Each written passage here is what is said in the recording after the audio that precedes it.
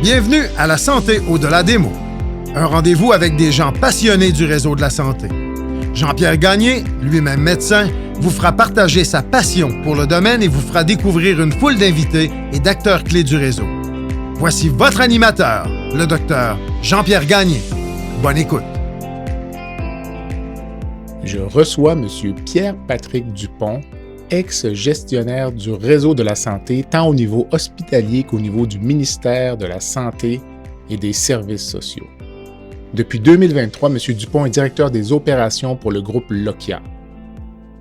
Mon invité a répondu à un appel lancé il y a quelques mois pour rencontrer des gestionnaires ouverts à partager leurs expériences, leurs doléances, mais aussi leurs pistes de solutions.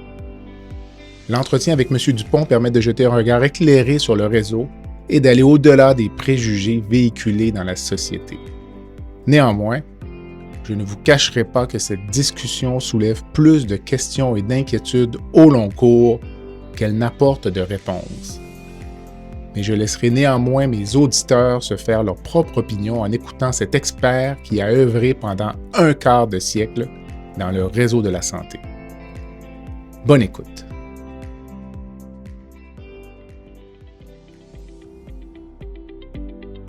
Je prends un court moment pour remercier les commanditaires qui rendent possible la diffusion du balado La santé au-delà des mots, Beauchamp-Beaulieu Dessureau-Toupin, groupe conseil associé à la financière Banque nationale gestion de patrimoine, Rempart Neurophysiologie, Medix, le groupe TIGE, Eurofin Environex et Go Mouton.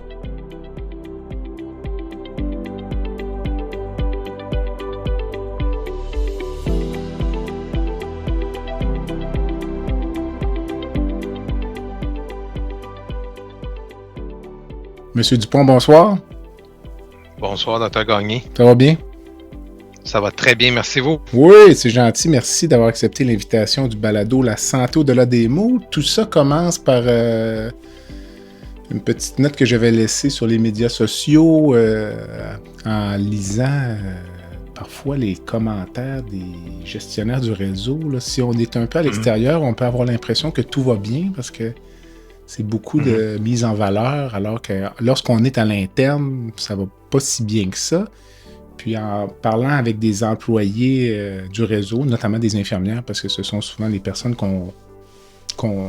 avec qui on est en contact le plus fréquemment, on a l'impression même que ça crée un sentiment de déconnexion entre les gestionnaires et le plancher. Lorsque les employés voient leur patron publiquement dire que tout est extraordinaire, alors qu'eux ont l'impression de peiner à garder la tête en dehors de l'eau. Fait que donc, c'est dans cette optique-là, finalement, que vous m'avez répondu. Il m'avait dit, moi, j'aimerais ça vous raconter mon histoire, puisque vous avez une longue histoire dans le réseau de la santé. Donc, merci vraiment, là, c'est très apprécié. Donc, je pense pas qu'on est là pour faire, entre guillemets, du bashing. Là. On est là pour souligner, je pense, là, peut-être les lacunes du réseau, voir s'il y a place à l'amélioration. Là, donc, oui, en effet. Dites-moi, première question, d'abord, est-ce que c'est vraiment terminé pour vous, là, le réseau public, disons, santé, services sociaux? Là, ou, Ben, écoutez, de dire terminé, on ne peut pas savoir l'avenir, qu'est-ce qu'il y en est, mais je pourrais vous dire aujourd'hui, en date d'aujourd'hui, oui, c'est terminé le réseau. J'ai fait 25 ans dans le réseau. J'ai commencé comme infirmier, j'ai gravi tous les échelons au sein d'un centre hospitalier. J'ai travaillé dans du parapublic, toujours au niveau du gouvernement du Québec, et j'ai travaillé au ministère de la Santé. Et à travers tout ça, j'ai pas été en mesure de rejoindre les valeurs de gestion auxquelles j'ai été formé, auxquelles j'épouse de par ma personne dans ce réseau-là. Alors pour moi, pour l'instant, c'est terminé.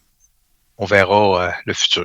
Si vous me parliez un petit peu de ce que vous faites dans le moment, dans le fond, ou de votre nouvel emploi, c'est un peu la minute publicitaire en même temps. Donc. Oui. Ben, écoutez, je travaille encore dans le domaine de la santé. Je suis directeur des opérations au groupe Lokia. Le groupe Lokia, c'est un groupe qui gère des résidences pour personnes pour aînés. 17 résidences dans la région de Québec, Montréal, Nouveau-Brunswick. Alors moi, j'agis là, comme coach au niveau directeur des opérations, mais à travers tout ça, je vais chapeauter les directeurs généraux des résidences. Je vais travailler en collaboration avec les CIS, les CIUS, pour justement être en mesure de favoriser une fluidité hospitalière pour que lorsque l'épisode de soins est terminé au niveau du réseau, que le réseau privé puisse être capable d'accepter ou privé-public, là, parce qu'on a également là, certaines résidences où on a du public là, en RI ou des soins palliatifs dans les résidences. D'accord. Alors, comme je vous dis, je suis encore dans le domaine de la santé, mais parallèle au réseau public. D'accord. Pour un gestionnaire de carrière, pour vous, j'imagine que vous êtes très en demande dans le réseau privé dans lequel vous travaillez dans le moment. Là. Ça doit pas pleuvoir, disons. Je pourrais pas vous parler pour les autres, mais la difficulté que j'ai eue avec le rayonnement, si je peux vous dire, dans le privé, c'est que dans le public, on est dans un monde qu'on côtoie presque juste du public. Alors, notre réseautage est souvent gestionnaire du réseau de la santé, gestionnaire au ministère de la Santé, au gouvernement. On a peu d'accès au niveau public.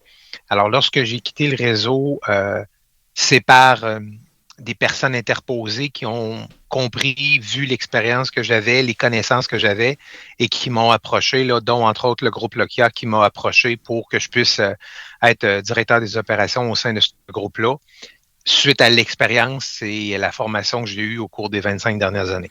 Pourquoi quitter maintenant le réseau plus qu'il y a 2 ans, 5 ans? Parce que moi, j'ai l'impression que ça fait 26 ans là, que j'y suis. J'ai l'impression que c'est une pente descendante tranquillement. Donc, pourquoi maintenant? Maintenant, parce que c'est un concours de circonstances.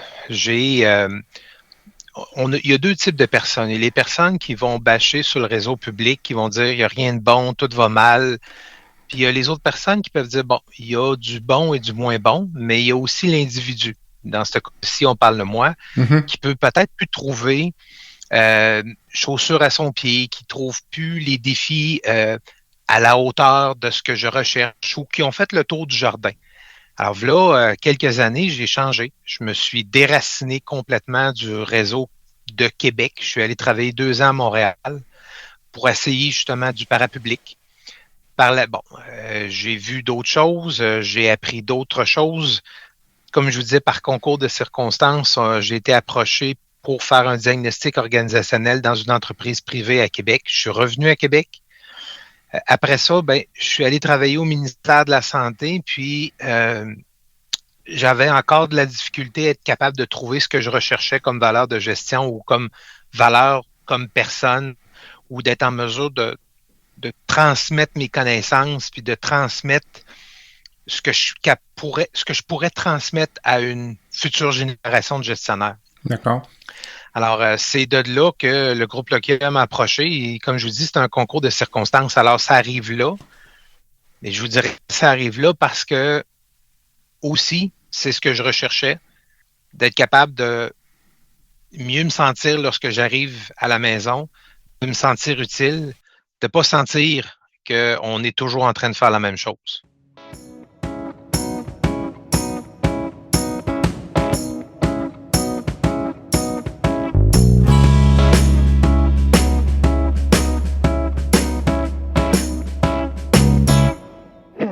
Rempart Neurophysiologie est une entreprise spécialisée dans l'octroi de services neurologiques tels que le monitorage neurophysiologique péropératoire. Plusieurs chirurgies comportent des risques de complications neurologiques graves, mais avec Rempart, ces complications sont réduites à moins de 1%. Rempart est votre ange gardien en salle d'opération. Rempart, c'est aussi des services volants en électrophysiologie médicale. Pour les besoins particuliers de votre hôpital, votre clinique ou votre centre de soins, contactez Rempart Neurophysiologie à info@rempartneuro.ca. C'est à info@rempartneuro.ca. Diriez-vous que Parce que vous me parlez de vos valeurs. Est-ce que ce sont vos valeurs qui ont changé avec le temps ou c'est le réseau qui a changé finalement, qui rentre en conflit avec vos valeurs? Parce que comme personne, on évolue aussi. Le niveau de tolérance, la résilience, toutes sortes de facteurs qui font finalement qu'on accepte quelque chose ou qu'on n'accepte plus quelque chose qu'on acceptait 5 ans auparavant. Je vous dirais que c'est les deux qui ont changé. Moi, j'ai évolué avec les formations supplémentaires académiques que je suis allé chercher au niveau du leadership et le réseau a changé également. Et ce réseau-là, de ce que je connais aujourd'hui en 2023, ne répond plus à ce que je serais capable d'apporter comme personne avec les valeurs de gestion puis les valeurs humaines auxquelles j'ai longtemps cru et que je crois encore, et que j'ai plus de difficultés à être capable de développer ou de m'épanouir présentement dans le réseau comme gestionnaire. Vous me parliez de formation d'ailleurs. J'étais intrigué par le Collège canadien des leaders en santé. Donc, vous avez une certification de cette organisation-là. C'est la beauté de mes balados. J'apprends plein de choses. Donc, j'ignorais l'existence de cette entité-là. Est-ce que vous pourriez peut-être me la présenter un peu? Oui.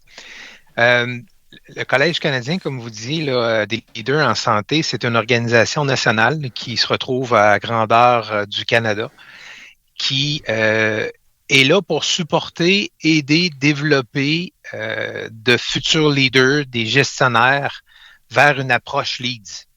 L'approche Leads est un modèle de gestion qui est axé sur la personne, qui est axé sur avant de vouloir développer quelqu'un d'autre, pardon, il faut que je sois capable de connaître comment je suis moi.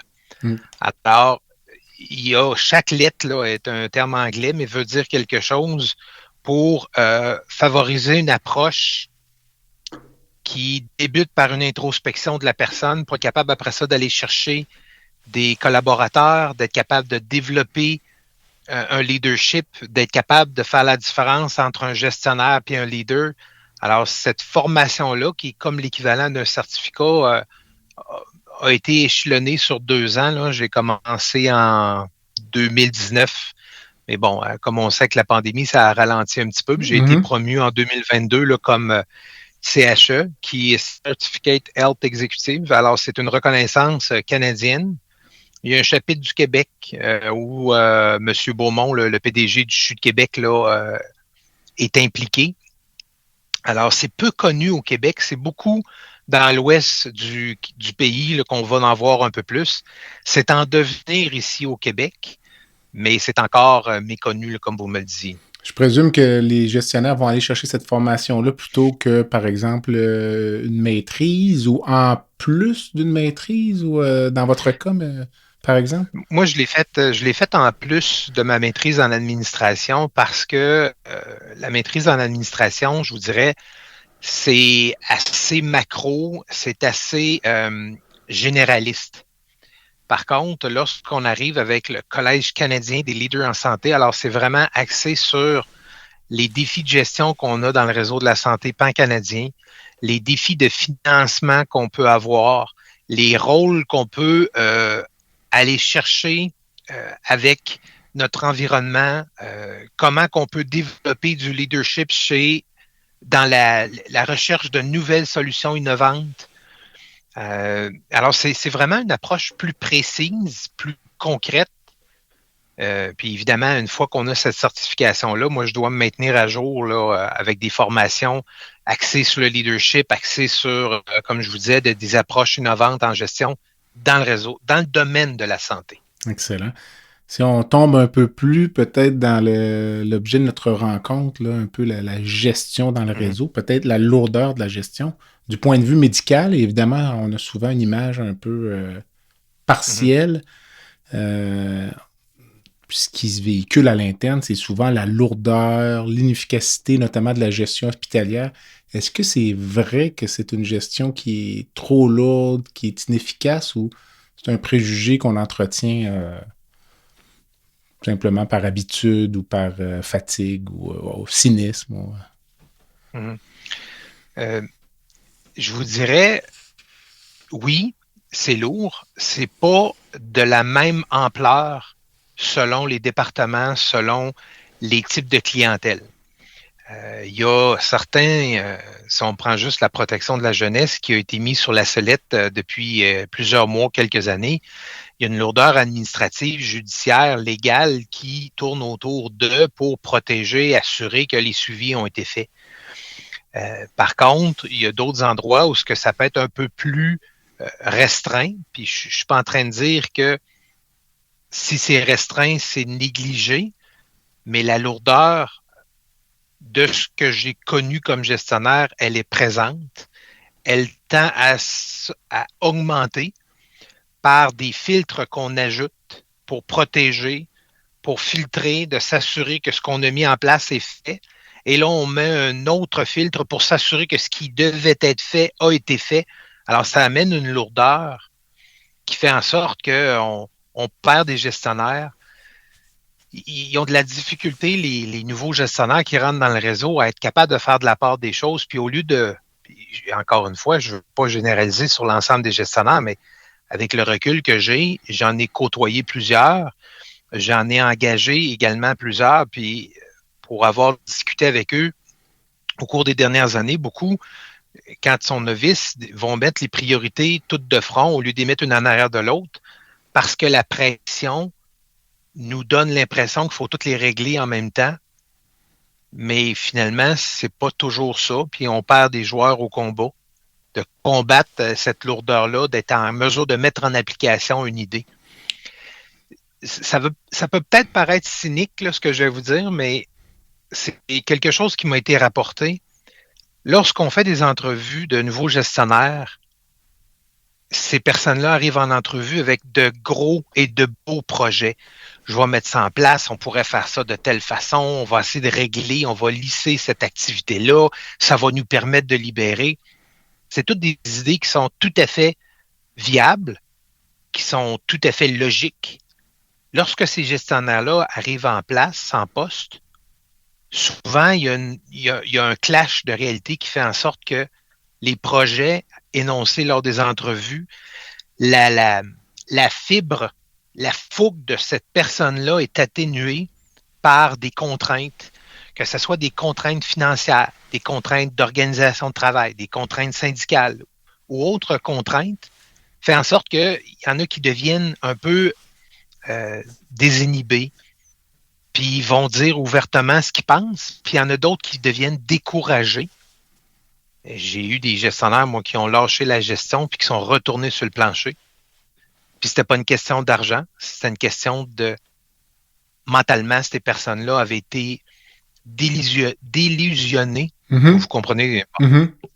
Puis ils voulaient être capables de se regrounder avec des gens, avec des patients, pour être capable d'avoir vraiment un sentiment d'utilité, de cause à effet.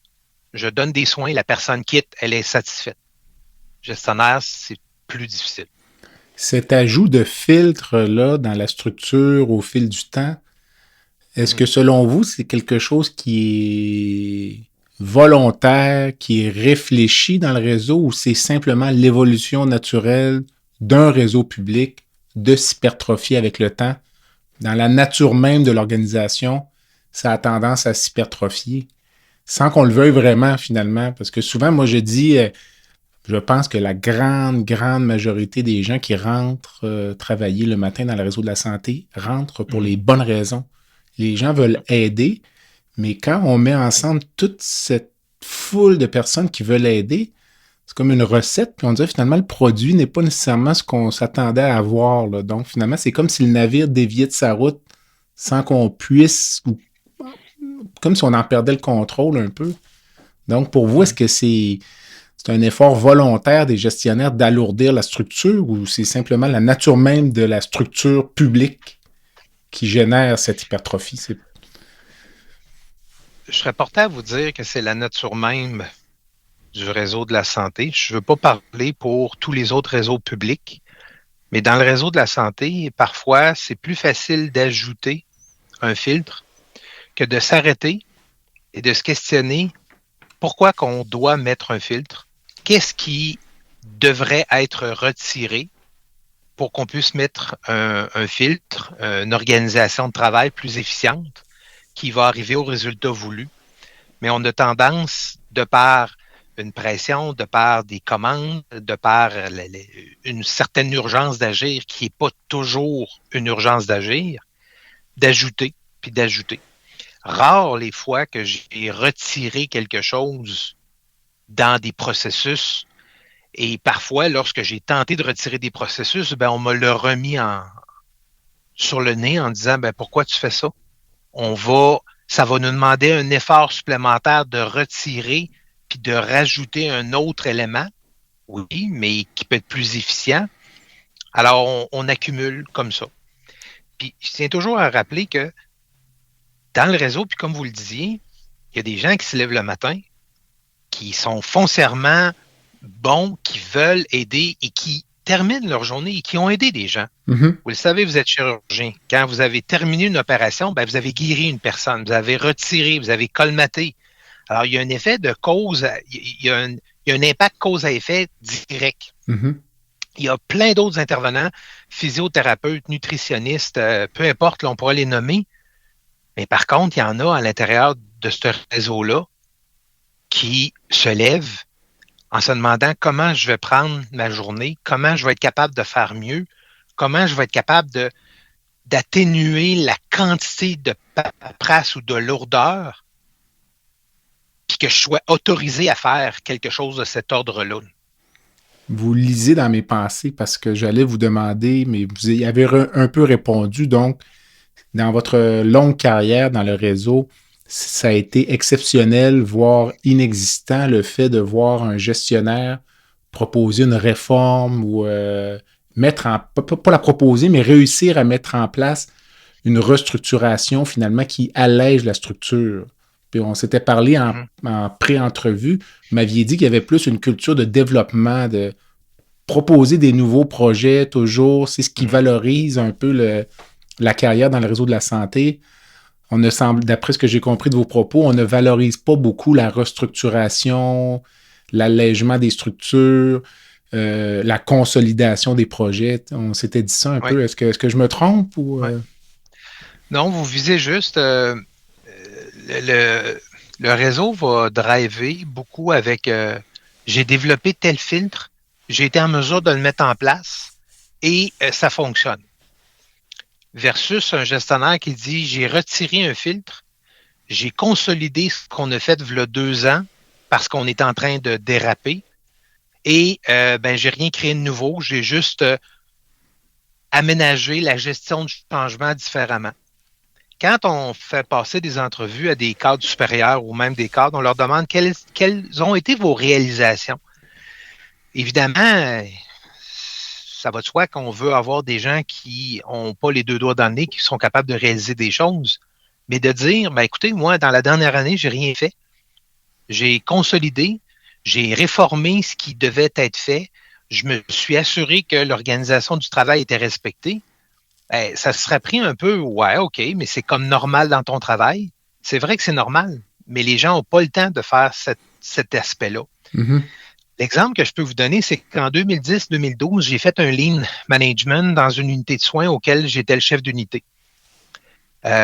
Plusieurs années plus tard, le Lean Management, c'est un grand tour de force là, pour ceux qui écouteraient là, la méthode Toyota. On se re-questionne sur quelle est la plus-value de faire ce geste-là, c'est quoi nos bloquants, c'est quoi nos goulots d'étranglement, c'est qui, pour être capable d'être le plus fluide possible dans la trajectoire du patient. Ça a été très difficile à l'intérieur de cette gestion de changement-là que j'ai fait avec le chef médical à l'époque. On a eu du sabotage, on a eu des crises, on a eu des démissions, on a eu beaucoup d'éléments qui s'apparentent à une gestion de changement qui était difficile. Mm-hmm. La nature horreur du vide, puis il y a un autre terme aussi, c'est que là, je le cherche puis je le trouve pas, mais je vais vous l'expliquer. C'est que quand on essaie de changer quelque chose puis qu'on ne le consolide pas à travers les années, le naturel a tendance à revenir. Mm-hmm. Et comme je vous dis, quelques années plus tard, je suis retourné à la même place où j'étais chef et on est revenu exactement 10 ans en arrière, à la même place qu'on avait fait notre changement. Exactement. Exactement à la même place. C'est incroyable. Ce qui fait que là, aujourd'hui, on voudrait refaire un Lean. on ressortirait les mêmes solutions, les mêmes éléments, et on mettrait en place quelque chose, puis on dirait, ben oui, ça a de l'allure. Oui, mais on ne réinventera pas la roue. Tu sais, vous savez, des pistes de solutions là, dans le réseau de la santé, il y en a, mais c'est pas un puits sans fond. À un moment donné, il faut être capable de dire, OK, on l'a déjà essayé, ça marche. Pourquoi qu'on ne continue pas?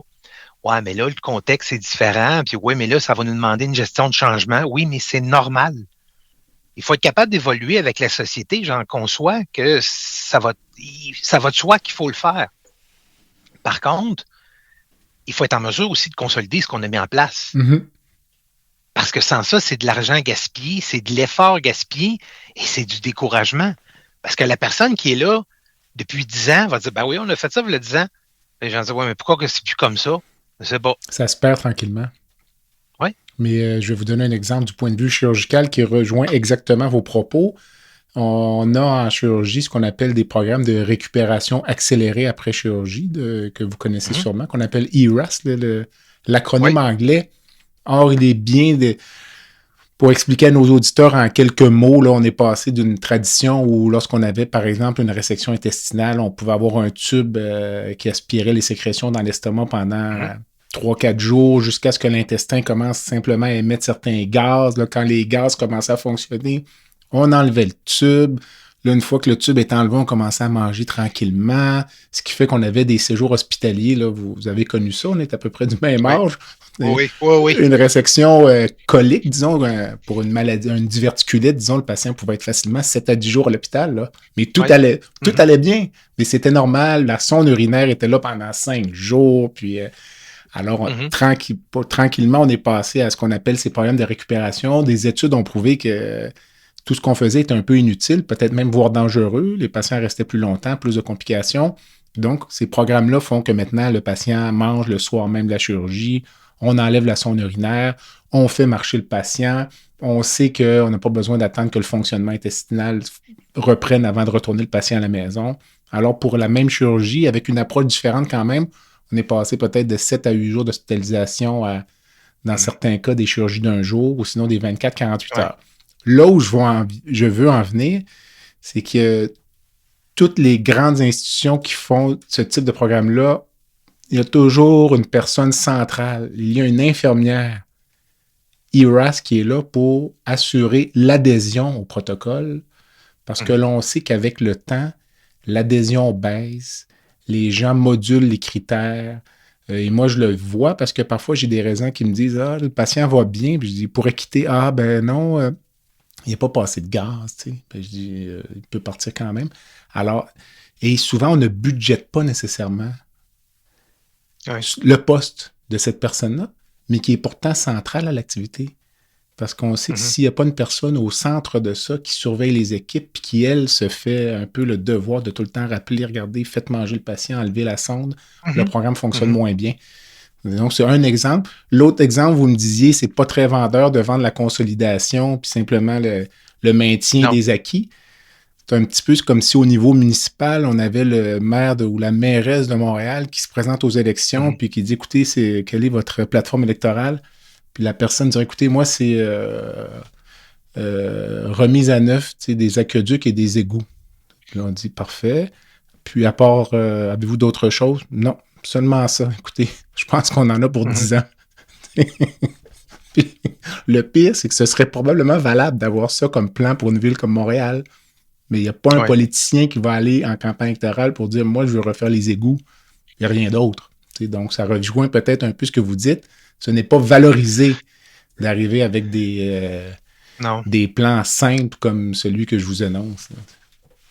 Et vous avez raison que c'est pas glamour là, de dire je ferai rien cette année, je vais juste consolider. Mais quand on dit on fait rien, c'est pas tout à fait le cas. On règle des problèmes, on développe. Je prends l'exemple de ce que vous dites, la mairesse, peut-être qu'en développant le réseau d'aqueduc, elle va se rendre compte que on serait peut-être mieux d'enfouir les fils en même temps, tant qu'à ouvrir les rues, puis de gagner en sécurité, puis de gagner en moins de panne de courant. En entretien, effectivement. Alors, il y a toujours mais dans notre réseau, comme vous dites, c'est pas valorisé. Puis on veut faire des projets, mais des fois, c'est des projets qui ont déjà été faits, mais qui ne tiennent plus. des fois, on n'a pas le temps de faire de la consolidation à travers nos projets, fait qu'on laisse tomber la consolidation, puis on développe.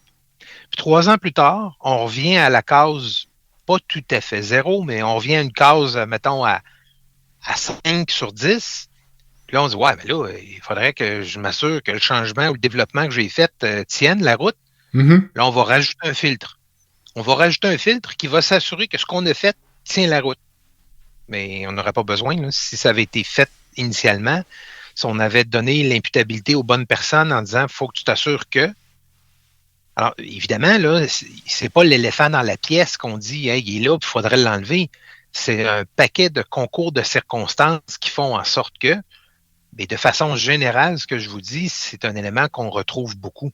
Quand vous dites ajouter un filtre, pour qu'on s'entende bien, en général, c'est ajouter un poste. Là. Il y a une ressource humaine qui est ajoutée ou...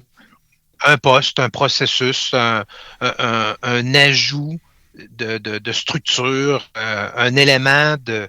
Parce que des fois, c'est un poste. Des fois, on va juste dire, ben là, il faudrait que, de façon quotidienne, tu appelles telle personne pour s'assurer que ce qu'elle avait à faire, elle le fait. Ouais, OK. Puis là, à un moment donné, la personne a dit, ben là, je suis à côté, je suis plus capable d'en prendre parce que ma charge de travail est trop grande. Ben là, on va créer un poste. OK. Puis là, quand on regarde, à un moment donné, on dit, ben là, ce poste-là, ça sert à quoi? Ben lui, il sert à surveiller ce que les autres font. Puis les autres font quoi? Ben, ils surveillent ce que les autres devraient faire. Ouais, mais on dit, il y a trop de monde. Mhm. Ouais, mais il faut mettre ce filtre-là parce qu'on a perdu des... Et puis là, ben, on augmente. Alors, je vous disais tout à l'heure, est-ce qu'on se pose toujours la bonne question? À savoir, est-ce qu'on fait ce qu'on a à faire? Est-ce qu'on ne devrait pas dire à un moment donné, ben, j'arrête, je défais ce qui a été fait là, puis je remets quelque chose de plus efficient que de rajouter quelque chose dans l'engrenage ou dans le tout? Le podcast La santé au-delà des mots est une présentation du groupe conseil Beauchamp, Beaulieu, Dessureau, Toupin de la financière Banque nationale Gestion de patrimoine. Comme nous croyons que la santé financière fait partie de la santé globale, nous sommes heureux de nous joindre au Dr Jean-Pierre Gagné pour vous souhaiter une bonne saison de La santé au-delà des mots.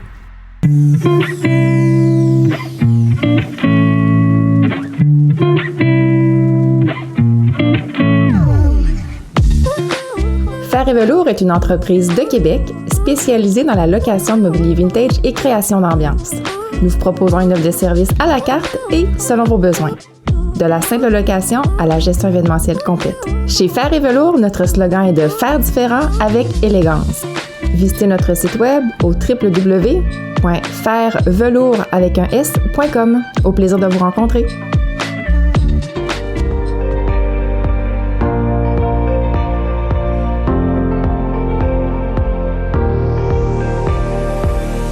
Vous avez des commentaires ou un sujet à nous proposer ou même faire partie de nos invités, visitez le site web de notre balado à www.baladosanté.ca ou sur notre page Facebook de la santé au-delà des mots. Est-ce que ça vous amène à conclure qu'il y a trop de gestionnaires dans le réseau? Non. Il n'y a pas trop de gestionnaires. Je ne pense pas à ce moment-ci parce qu'on sait qu'en 2015, là, il y a eu quand même une coupe importante, puis la loi 15 veut apporter davantage de gestionnaires, mais de proximité. Je vous dirais que il y a peut-être des gestionnaires qui ne sont pas à valeur ajoutée, qui pourraient être déplacés dans des endroits à valeur ajoutée. Mais, somme toute, les gens ont besoin d'encadrement. Les enfants qui nous disent à tort et à travers, laisse-moi aller, j'ai pas besoin que tu sois là. La littérature puis la vie de tous les jours nous démontre que tout être humain a besoin d'un encadrement différent un de l'autre, mais ça fait partie de ce qu'on est comme personne. Alors, oui, les gestionnaires, mais peut-être placés différemment. Trouvez-vous que les médecins dans le réseau de la santé, ceux que vous avez connus, vous m'avez cité un exemple tout à l'heure, je pense, d'une collègue avec qui vous avez aimé travailler, mais règle générale, et je suis ouvert à la critique, trouvez-vous que, règle générale, les médecins font des bons co-gestionnaires où on arrive souvent à la table avec du cynisme, du négatif ou simplement avec notre bâton de pèlerin pour notre cause? Globalement, là, est-ce que Est-ce qu'on est des bons co-gestionnaires? Est-ce qu'on pourrait être mieux outillés? Est-ce qu'on est bien utilisé? Ou c'est une parure d'avoir des co-gestionnaires? Non, ça, je crois pas que c'est une parure.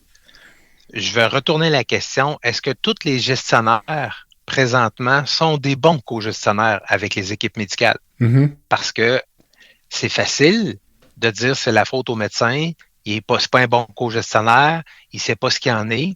OK? Est-ce que le médecin avec qui tu fais de la co-gestion connaît ton rôle, connaît son carré de sable? Est-ce qu'il y a une volonté de faire de la co-gestion ou il a été placé là pour faire de la co-gestion? Il y a plusieurs éléments. Je pense qu'un médecin peut très bien faire de la co-gestion. J'ai eu quelques expériences positives en co-gestion. J'en ai eu peu d'expériences négatives. La première chose qui doit être faite, c'est de s'entendre sur les attentes du co-gestionnaire médical et les attentes du co-gestionnaire administratif pour en arriver à partager des points communs et de respecter le champ d'application de l'un et de l'autre. Quand un médecin me dit « tu devrais congédier tel employé », ben c'est pas son carré de sable. Mm-hmm. Par contre, quand un gestionnaire va dire au docteur « tu devrais dire à ton collègue que c'est pas de même qu'il faudrait qu'il prescrive », ben encore une fois, là, le gestionnaire, il navigue dans un carré de sable qu'il ne connaît pas. OK. Alors, je crois à la co-gestion, mais pas de la co-information, de la co-gestion. La co-gestion, c'est quelle est ta responsabilité, quelle est la mienne, comment qu'on peut mettre ça en commun pour en arriver à un objectif commun, connu et compris de l'ensemble des employés et des médecins. Avez-vous l'impression que dans le réseau ou l'expérience, que plus on monte dans les hautes sphères de la gestion, que les gens peuvent être un peu déconnectés du terrain ou m'avait même parlé parfois que c'est comme s'il y avait un certain filtre ou une épuration des informations qui chemine du bas vers le haut pour ne pas déplaire parfois à son supérieur. Ça, c'est vertical. Vous m'avez parlé également là, de l'absence de transfert d'informations négatives, même à l'horizontale. Là, donc, est-ce qu'il y a un risque d'être déconnecté du terrain? Puis j'en parlais en introduction là, un peu là, de... Il y a un risque, c'est sûr. Ça peut même être un échappatoire pour certains gestionnaires de monter dans la hiérarchie pour se dégager du terrain ou on va dire ça va prendre un certain temps avant que ça m'arrive, fait que je vais gagner du temps. Okay. C'est un risque, mais c'est pas sine qua non que lorsqu'on montre dans la hiérarchie qu'on est forcément déconnecté du terrain. Moi, je prône le lean management qui va aller faire des gembas dans mes emplois que j'ai faits depuis les 18, je vous dirais depuis les 15 dernières années, parce qu'à un moment donné, au début des années 2000, on connaissait peu le lean management, mais lorsqu'on a été introduit un peu dans le réseau de la santé, là, dans le début des années 2010, j'ai prôné cette façon de fonctionner là et encore aujourd'hui, comme directeur des opérations, je vais sur le terrain, je vais rencontrer les résidents, je vais rencontrer les gens qui font de l'entretien ménager, les préposés pour être capable d'entendre.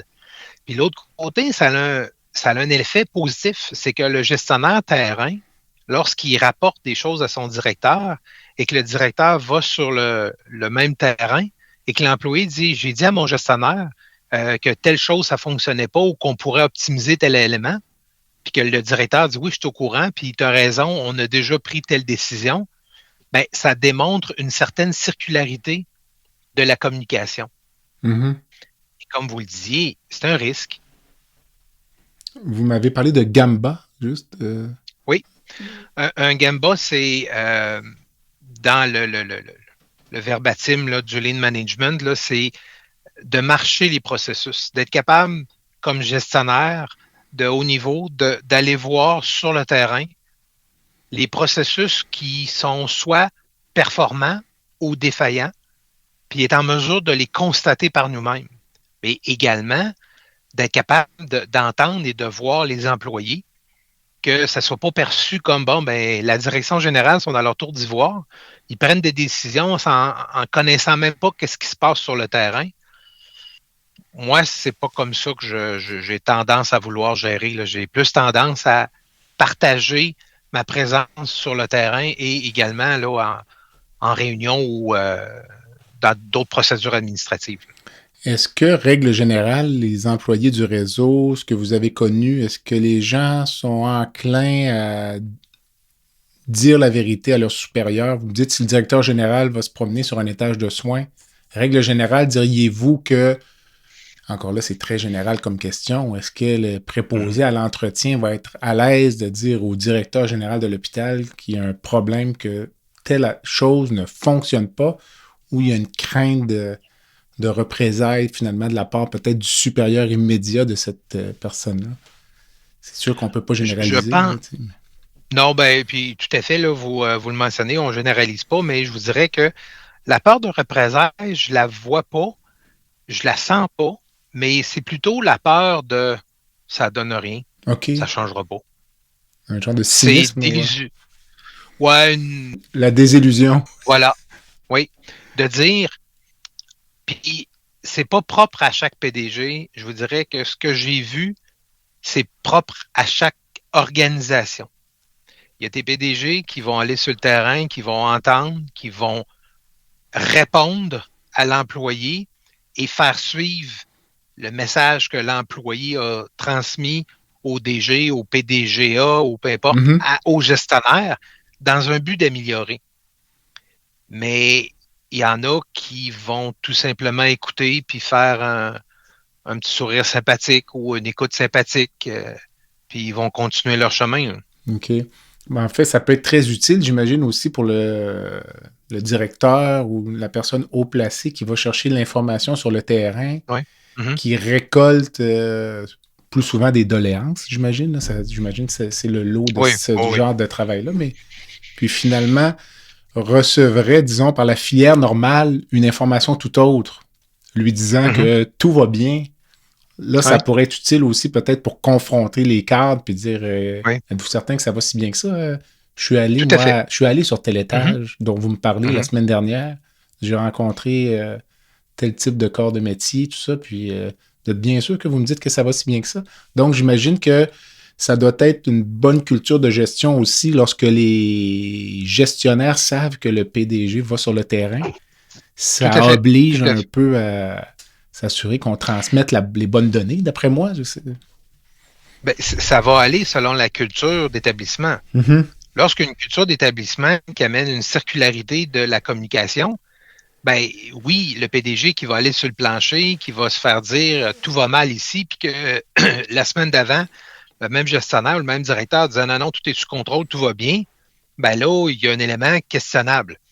Mais par contre, il y a d'autres organisations qui cette information-là monte, mais ne redescend pas, ou des fois, elle redescend pas, mais de la bonne façon.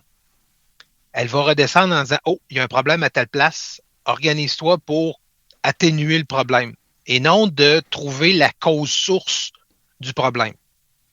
OK. Et on va mettre un filtre. On va rajouter d'autres choses. On a des fois de la difficulté à sortir de la boîte, là, puis de trouver des nouvelles pistes de solutions. Puis je me considère pas comme le gourou de la gestion, la personne la mieux placée, mais pour avoir fait 4 à 5 organisations dans les dernières années, ce que je vous dis aujourd'hui est à côté sur cet élément-là. Là. Je ne veux pas cibler une organisation plus qu'une autre. Et quand j'ai été au ministère, je me suis promené dans diverses organisations, puis j'ai constaté là, ce que je vous dis là, où parfois on amène des recommandations dans l'établissement. On nous dit oui, c'est parfait.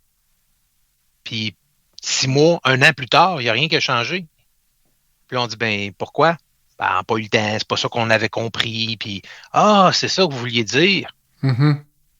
Alors, quand vous dites tantôt que l'information monte au PDG puis redescend, des fois sous forme d'audit, de savoir si tout est correct ou si ça va pas, mais des fois, cet audit-là, on la cache puis on ne veut pas l'entendre. Vous m'aviez parlé au gouvernement d'une certaine culture aussi, où entre peut-être certains secteurs, à l'intérieur même d'un même ministère, les gens hésitent à se confronter ou émettre des opinions négatives. Là. Vous m'aviez donné un exemple, sans rentrer dans les détails, vous m'aviez donné l'exemple d'une présentation que vous vouliez faire, puis les gens avaient dit non, tu peux pas dire ça, là, ça va offusquer un tel, donc... Oui. Tu sais, on parlait tout à l'heure des valeurs. On me demande de faire une présentation sur des pistes de solutions dans une situation de crise. On doit s'adresser les vraies choses. Mm-hmm. Et ce qu'on me dit, c'est ouais, t'es peut-être mieux de pas faire ça comme ça parce que telle autre direction, si on dit ça, ils vont se moquer de nous autres après. Ouais, mais à un moment donné, il y a toujours quelqu'un dans... C'est comme si... Je ne sais pas si vous avez vu le film du lac mégantic. Non, pas encore, malheureusement. Où ce que une des choses qu'ils disent, c'est qu'il y a eu plein de morts, il n'y a personne de responsable. Mm-hmm. Mais il y a eu des morts. Là, on a une crise, on met des éléments en valeur en disant ça ne marche pas, mais il ne faut pas le dire. Fait qu'il y a une crise, mais on ne dit pas pourquoi. Fait qu'il y a des impacts, mais on ne veut pas l'entendre. Puis là, on essaye, puis on gagne du temps, puis on étire la sauce, puis on relance, puis là, on n'a pas de retour, ben on relance. Il y en a qui sont rendus maîtres dans le fait de gagner du temps. Mm-hmm. Puis vous savez, dans certaines littératures, on mentionne qu'en gestion, il y a certaines personnes qui se plaisent à être en crise. Parce que lorsqu'on est en crise, on a l'attention de tout le monde, on a des fois les moyens qu'on n'aurait pas eu si on n'avait pas été en crise. Puis on l'a vu là, dernièrement avec la pandémie, où on est en crise. Il y a eu des moyens épouvantables qui ont été mis en place pour être capable de régler cette crise-là. Puis en même temps, quand on est en crise, ben il y a certaines redditions de comptes qu'on peut mettre de côté parce que pauvre personne, pauvre organisation est en crise.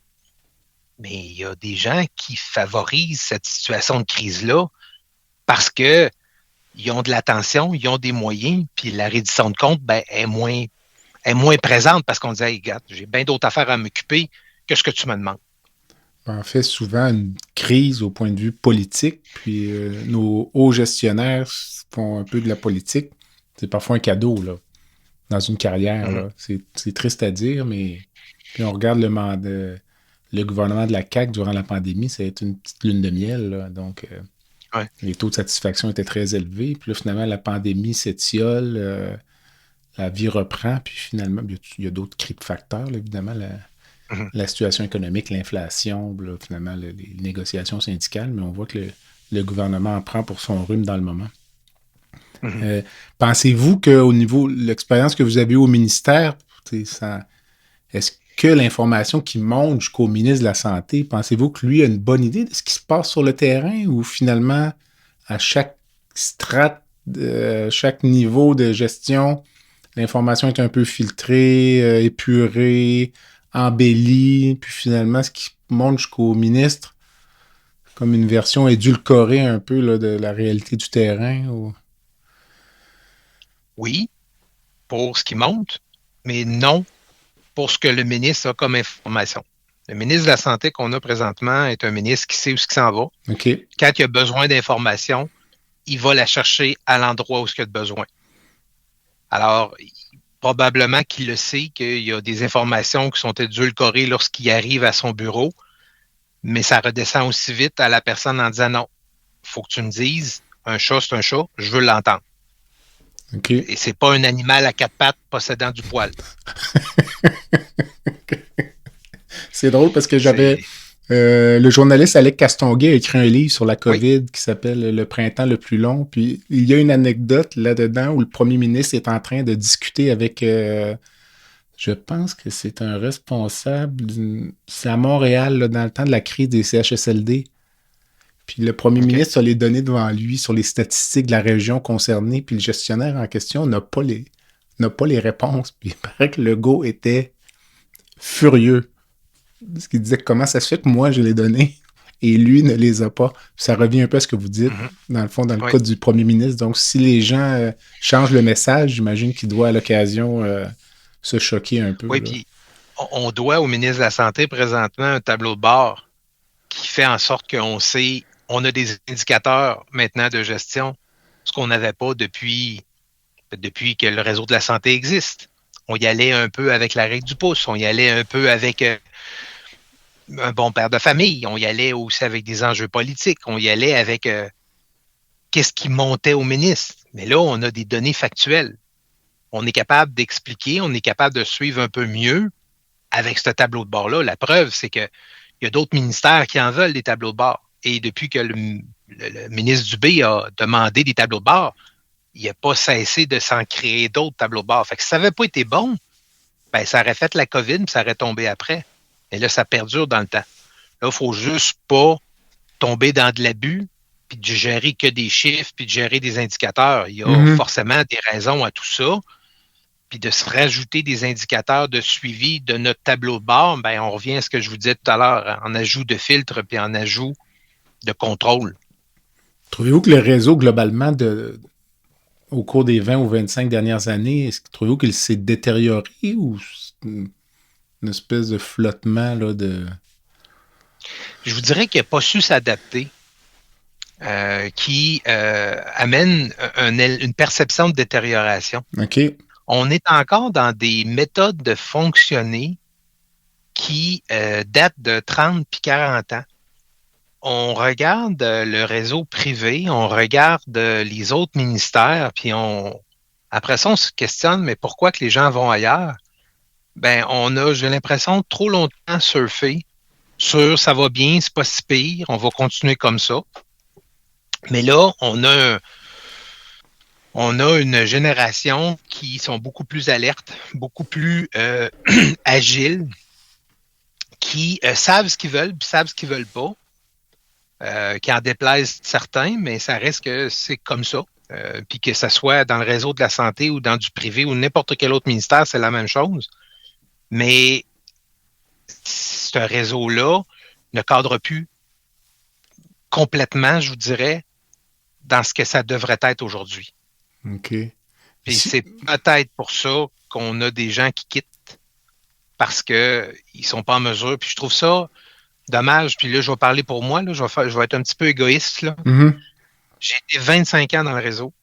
Je me suis formé. J'ai une connaissance assez pointue. Mais je ne suis pas resté dans ce réseau-là parce que ça ne répond plus à ce que je veux apporter. Puis à mes attentes, puis je ne suis pas dans des attentes salariales, mais dans des attentes d'humains, de gestionnaires. Et c'est ce que je retrouve présentement dans une entreprise privée qui a su s'adapter à la hauteur de ce que l'environnement changeant autour de lui apporte. Vous m'aviez parlé il y a quelques semaines quand on s'est rencontrés d'usure de compassion. Oui. C'est un peu ça? Bien, évidemment, je ne voudrais pas galvauder le terme parce que l'usure de compassion, c'est utilisé beaucoup et on le voit beaucoup chez les soignants là, directement avec la clientèle. Mais il y a une certaine usure de tolérance, une usure pour les gestionnaires ou pour des gens qui rentrent et qui veulent changer des choses. Une usure qui est attribuable à de la lourdeur, à des mensonges blancs, des white lies. C'est pas, je te mens pas, mais je te dis pas la vérité. Alors, à un moment donné, la personne va dire, oui, mais comment tu veux que je travaille avec quelque chose que tu ne dis pas? Ben, c'est pas réglé, c'est pas fini, on ne sait pas. Attends. J'attends quoi? Attends, ça va venir. Ben, cette usure-là fait en sorte que, je vous l'ai dit tout à l'heure, là, des gestionnaires qui ont lâché la profession, leur rôle de gestion, et qui sont retournés, puis dans le cas des personnes que je vous parle, c'était des infirmiers et infirmières, sont retournés sur le plancher. Ils sont retournés comme syndiqués.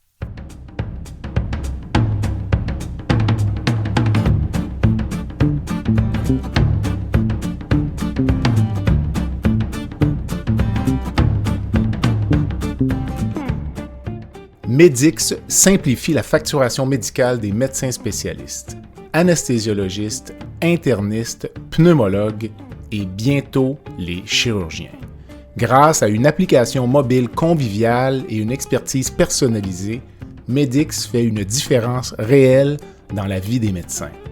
Sauvez du temps, réduisez les erreurs et optimisez vos revenus avec Medix. Medix est fier de desservir plus de 60% des anesthésiologistes du Québec. Pour toute question, n'hésitez pas à visiter notre site web à www.medix.com www.medyx.com ou téléphonez au 514-548-2500. Comme médecin, moi, ce qui me rattache beaucoup, c'est le fait que peu importe la nature de la relation qu'on a avec les patients, ça ne change pas. Là. Je peux être en train d'écouter le ministre Dubé le soir et être insulté par son projet de loi 15 ou ne pas l'être ou quoi que ce soit, mais en bout de ligne, ça garde connecté. On parlait d'être connecté avec le terrain. Nous, on n'a pas le choix de rester connecté. Là, le patient qui a un cancer, ça va être le même patient qu'un cancer qui a 10 ans. Donc, la maladie est essentielle. Mais dans le cas des gestionnaires, j'imagine que ça doit être un enjeu. À partir du moment où on parlait de chiffres tout à l'heure, est-ce qu'on risque d'oublier la raison pourquoi on est là, d'oublier le fait qu'on est finalement là pour rendre des services aux patients, d'oublier la raison même de notre présence dans l'hôpital?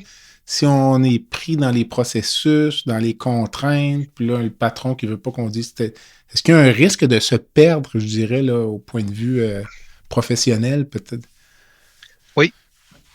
Il y a un risque de se perdre. C'est là qu'on constate quelques nouveaux gestionnaires qui réussissent à se perdre dans ce brouhaha de tout ce que vous avez nommé, des contraintes, le manque d'information, la non-information, la gestion de changement incomplète, etc.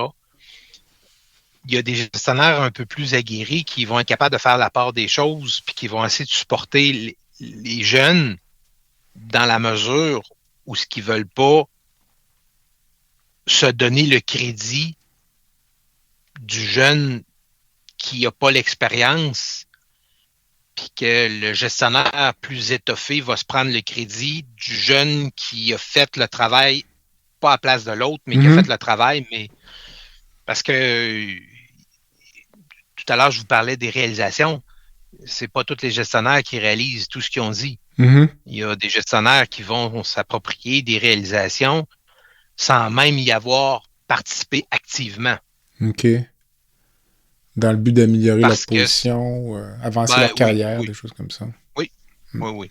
Vous en avez fait état un petit peu au cours de la conversation, mais si on faisait, êtes-vous capable de faire un palmarès, mettons, des 3 principales raisons pour lesquelles nous en sommes là, où nous en sommes aujourd'hui dans le réseau, là, vous avez parlé des structures, tout ça, votre top 3, disons. En même temps, ça pourrait être des pistes de solutions, peut-être. Je vais essayer de mettre un terme aux pistes de solution parce que je le vois plus comme les contraintes. Il faudrait que je fasse le lien avec la piste de solution sur la contrainte. Il y a pas l'implication, mais la volonté de vouloir améliorer les choses. Il faudrait que les gens arrêtent d'être désabusés de la façon comment ça fonctionne pour se dire « Ah, ça ne marchera pas, ça ne donne rien ». Quand on veut essayer de changer quelque chose pour le mieux, il y a un cynisme, comme vous disiez là, tout à l'heure, là, où ce que les gens disent « De toute façon, ça ne marchera pas ». Alors, d'associer un changement de vision ou d'approche pourrait entraîner cet intérêt à vouloir être plus intéressé. De pondérer les changements, de pondérer les nouveautés, les développements pour être en mesure justement là, de mieux organiser, de mieux documenter, de mieux informer l'ensemble des gens qui vont être impliqués, sans vouloir tout prendre le crédit. Mais tout à l'heure, vous me parlez d'Eraz. Eraz, je l'ai entendu parler quand même quand j'étais au ministère, c'est la fluidité, c'est comme une gestionnaire de cas qui s'occupe justement du patient en organisant tout son trajet après la chirurgie. C'est parfait, mais ça, c'est un projet en soi qui ne devrait pas être 1 an, puis l'année d'après, on fait d'autres choses. il faut associer beaucoup d'autres choses autour de ça, d'avoir un thème clé fort, puis de gravité autour. Dans les éléments que je vous dirais, excusez, qui vont être, qui sont des contraintes, il y a beaucoup il y a de la complaisance dans le réseau. Tout à l'heure, vous me donniez l'exemple là, de la personne avec qui il fallait que j'ajuste fallait que j'ajuste ma présentation pour pas froisser personne. La complaisance, il y a beaucoup d'orgueil, parfois mal placé, des gardes de pouvoir qui sont pas pour les patients. C'est pas fait pour le patient, c'est fait pour la personne qui va essayer de s'en tirer. Puis j'en ai été victime à 2-3 reprises. Par ma naïveté, j'ai fait confiance à des collègues, puis ils se sont servis d'éléments que je leur avais transmis à mon insu. Et ça leur a permis à ces personnes-là de pouvoir naviguer dans des eaux plus calmes. Mm-hmm. Alors, et puis je vous dirais de peut-être davantage travailler sur la cogestion médicale administrative. Une vraie cogestion. Pas une co-information, comme je vous disais tout à l'heure, vraiment une implication. De quel ordre? Est-ce qu'il faudrait qu'on passe des entrevues? Est-ce qu'on devrait, au niveau de la faculté de médecine, introduire davantage? Parce que vous êtes chirurgien, quand vous avez fini la chirurgie, vous étiez un maître en chirurgie. Mais est-ce que ça fait de tous les chirurgiens des bons gestionnaires? Non. Mm-hmm. Est-ce que toutes les infirmières, les inalos, les nutritionnistes qui terminent leur cours en font des bons gestionnaires? Pas du tout. Puis comme je vous disais tout à l'heure, il y a des médecins qui se retrouvent en co-gestion au chef de département parce qu'il n'y a pas personne d'autre qui veut le prendre. Mm-hmm. Ça n'en fait pas nécessairement des bonnes personnes à favoriser pour la co-gestion. Fait qu'il y a peut-être un aspect à démystifier sur... Il y a déjà une équipe de médecins, quand j'étais allé leur parler, qui avait dit à ma collègue co-gestionnaire, fais attention à l'administration. Il essaye toujours de nous avoir. Fais attention à l'administration. Et j'étais comme la personne qui était reliée à l'administration, puis pourtant, je voulais pas nécessairement amener quelque chose qui était contraignant pour l'équipe de médecins avec qui je travaillais, mais c'est cette mentalité-là de l'administration, la gestion, c'est nécessairement pour couper, restructurer, faire plus avec moins. Peut-être quelques-uns, mais ils ne sont pas tous comme ça, comme les médecins non plus. Exactement. Ça revient aux préjugés dont je faisais état au début de notre entrevue. Puis, vous parliez des médecins puis de l'état d'esprit. Puis, avant de conclure, c'est un commentaire que je fais régulièrement parce que j'en suis conscient. Quand j'ai commencé à pratiquer, je regardais les médecins de mon âge actuel, donc des médecins dans la cinquantaine, qui avaient l'air un peu désabusés, cyniques, critiques. Puis finalement, je me retrouve 20 ans plus tard, puis je réalise que j'ai parfois cet état d'esprit. Donc, on dirait que ça revient à l'usure de compassion dont vous parliez tout à l'heure, là, c'est difficile de rester motivé puis de continuer d'y croire. Mais je pense qu'il faut quand même cultiver cette flamme-là parce qu'on le fait pour les patients. T'sais. Donc, si tout le monde abandonnait, je pense que ce serait vraiment le début de la fin, là, pour paraphraser là, Winston Churchill. Là, donc. Le réseau de la santé évolue toujours sur la même track depuis des décennies, tandis que les nouvelles ressources qui rentrent dans ce réseau-là arrivent avec des attentes et une approche très différente. Les nouveaux médecins, les nouveaux physio, ergo, infirmières qui rentrent dans le réseau ont été formés puis ont une approche qui est différente. Ils arrivent avec des idées qui pourraient être mises en place, mais qui ne cadrent pas dans un réseau comme on le connaît présentement. Ça fait quand même un bon tour d'un sujet qu'on pourrait reprendre, je pense, sous plusieurs angles dans le futur. Puis ça m'amène souvent en fin d'entrevue à vous demander, comme gestionnaire du réseau d'expérience, vous, votre définition de la santé, vous qui avez côtoyé la maladie pendant toute votre carrière, c'est quoi être en santé pour Pierre-Patrick Dupont? Une santé physique, une santé mentale, c'est d'avoir un équilibre, d'être en mesure également de donner à autrui à la personne qui en a besoin à la hauteur des compétences et des connaissances que je suis allé chercher au cours des années. C'est ça pour moi la définition de la santé. Quand vous entrez dans le réseau comme patient ou comme membre de la famille d'un patient, mais entrez-vous quand même confiant ou vous voyez toutes les petites craques dans le plancher ou... Je vous dirais, je suis confiant parce que je connais le réseau pour y avoir travaillé. OK. Parfois, je me dis, un néophyte du réseau peut très bien s'y perdre ou s'y confondre parce que c'est lourd, c'est gros. Mais tout le monde le dit une fois rentré, tout le monde a des bons services. Puis pour les dernières fois où j'ai eu à consulter le réseau, j'ai eu un bon service. C'est la bonne nouvelle du jour. Oui. Puis, encore là, ça pourrait faire l'objet probablement d'une entrevue complète, mais le privé en santé, là, si on vous demandait globalement, oui, non, peut-être... Ben, je vous dirais que à ce moment-ci, en 2023, avant de dire oui, non, peut-être, je pense qu'il y a un manque d'informations. Présentement, là, je suis dans le privé, dans la santé, comme je vous disais. Je suis perçu comme un pourvoyeur, quelqu'un qui veut juste profiter de l'argent des autres. Il n'y a personne un matin qui se lève qui ne veut pas faire de l'argent en se levant. On est dans un pays, dans un modèle financier capitaliste, que c'est comme ça que ça fonctionne. Dans le réseau de la santé, il y en a de l'argent, mais on ne la voit pas nécessairement circuler. Il y a ce que je trouve malheureux, c'est que pour avoir été 25 ans dans le réseau, j'ai développé beaucoup un réseautage quand même assez important.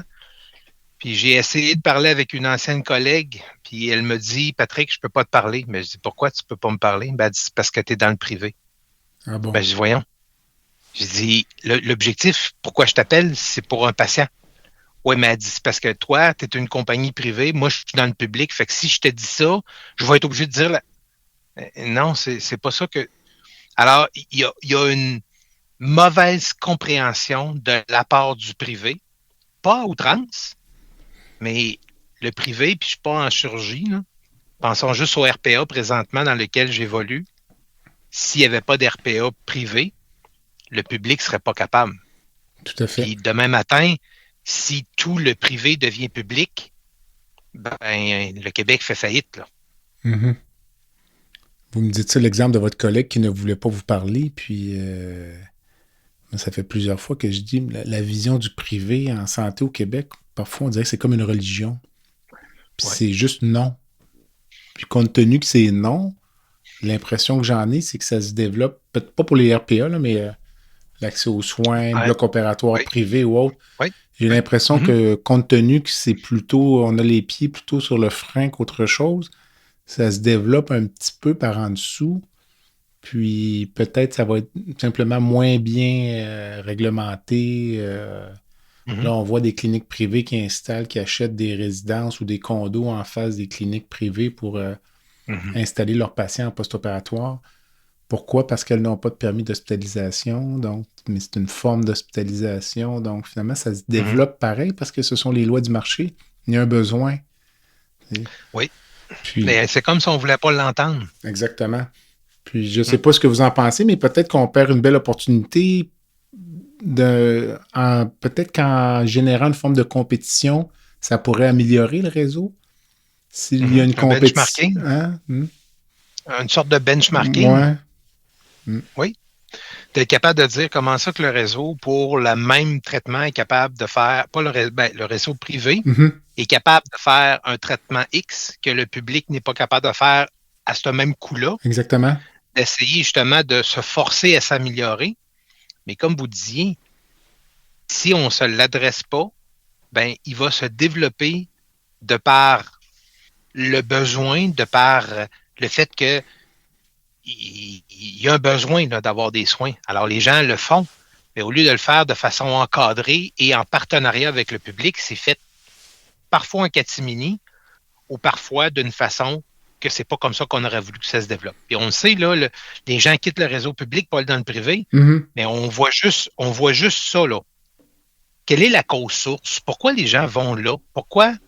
Ben, des fois, on ne s'adresse pas le fameux pourquoi jusqu'à la toute fin pour savoir vraiment c'est quoi notre cause source. Les modèles d'affaires changent, je trouve. Moi, si je recule de 10 ou 15 ans, là, on aurait dit une clinique privée, on va remplacer des hanches et des genoux, ça va être 20 000 par prothèse. Moi, je pense qu'il y a 20 ans, on aurait dit tu es complètement fou. Personne ne va payer 15 000 pour une prothèse de genou. Puis aujourd'hui, les gens paient, là. Parce qu'ils se disent, ben finalement, j'ai tel âge, il me reste quelques années d'autonomie pour voyager. De toute façon, je suis incapable de marcher, donc je ne voyagerai pas. Donc, on va mettre l'argent sur le genou, puis ça devient comme un choix financier. Donc, on va retarder. J'imagine, peut-être les gens font la réflexion, ben on va retarder l'achat de la voiture, on va retarder telle ou telle chose, puis je vais me faire changer mon genou, puis la vie va continuer. Puis je ne pense pas qu'on peut en vouloir aux gens de prendre cette décision-là. Je trouve ça un peu dommage que les gens aient à faire des sacrifices de cet ordre-là pour finalement un genou, pas pour qu'il soit plus beau, mais pour qu'il soit fonctionnel. Je comprends que les gens, puis des fois, il y a une question financière. Je suis pour manquer 6 mois de travail parce que mon genou me fait mal ou ça m'empêche de fonctionner. Ben, cette perte de 6 mois de salaire va faire en sorte que si je le fais tout de suite, je le regagne en temps. Mais c'est un choix que je n'ai pas encore été confronté à. Mais quand ça arrivera, ben, je me poserai la question. On se reparle dans quelques années. On ne se le souhaite pas. Alors, je conclue généralement mes entrevues par une petite section baguette magique. Puis là, ça va bien cadrer. Là, je ne peux pas avoir la meilleure personne à qui je tends une baguette magique et je lui laisse le loisir de changer une chose dans le réseau de la santé par magie. Une chose. Une chose. Un modèle de gestion qui est pas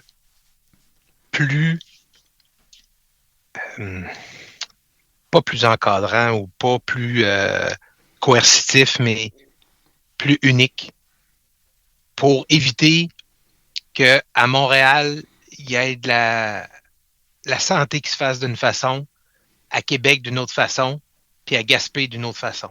OK. Ce qui est le cas présentement. Okay. Je crois qu'on gagnerait beaucoup en efficacité. Avez-vous une rencontre de rêve? Quelqu'un que vous aimeriez... Vous l'avez cité tantôt? Winston Churchill. Oh que oui, que j'aimerais bien le rencontrer. Pour quelle raison? Le courage des décisions que cet homme a eu à faire pour la Grande-Bretagne lors de la Deuxième Guerre mondiale. Ça aurait été facile de capituler, ça aurait été facile de démissionner dans un contexte où son pays se faisait bombarder, il était à feu, à sang. Il a toujours tenu tête, il a pris des décisions, il y a plein de citations de Winston Churchill que j'ai toujours près de moi en gestion, mais c'est quelqu'un que j'aurais adoré être en mesure de prendre un cigare peut-être avec lui. C'est drôle, vous me dites, parce que compte tenu j'ai l'image de Winston Churchill à qui on parlerait du tramway à Québec. Puis qui dit, écoutez, on va régler. D'après moi, ça prendrait 5 minutes. Ça serait pas 10 puis 15 ans, là. Ou le troisième lien. Ce serait vraiment fascinant. Est-ce que vous supportez une cause, une fondation particulière ou que vous aimeriez nous présenter? Présentement, je fais partie du conseil d'administration de l'Ordre de Saint-Jean, qui est l'Ordre de l'Ambulance Saint-Jean au Canada. Okay. J'ai travaillé pour l'Ambulance Saint-Jean pour former des gens, soit de façon bénévole ou porter secours à des gens dans des activités. V'là plusieurs années, il y avait le Raid Pierre-Harvey. Il y a eu des activités comme le Festival d'été où je donnais des soins. Alors, c'est une cause auquel je supporte de par mon temps bénévole au conseil d'administration là, depuis déjà 5 ans. Ah, ben c'est très intéressant. Et en conclusion, je vous laisserai le mot de la fin, là, après 1 heure de discussion. Là, qu'est-ce que vous aimeriez dire à nos auditeurs? Écoutez, autant que ça peut parfois paraître pessimiste, lourd, ça reste que je crois qu'on est capable de travailler dans ce réseau-là.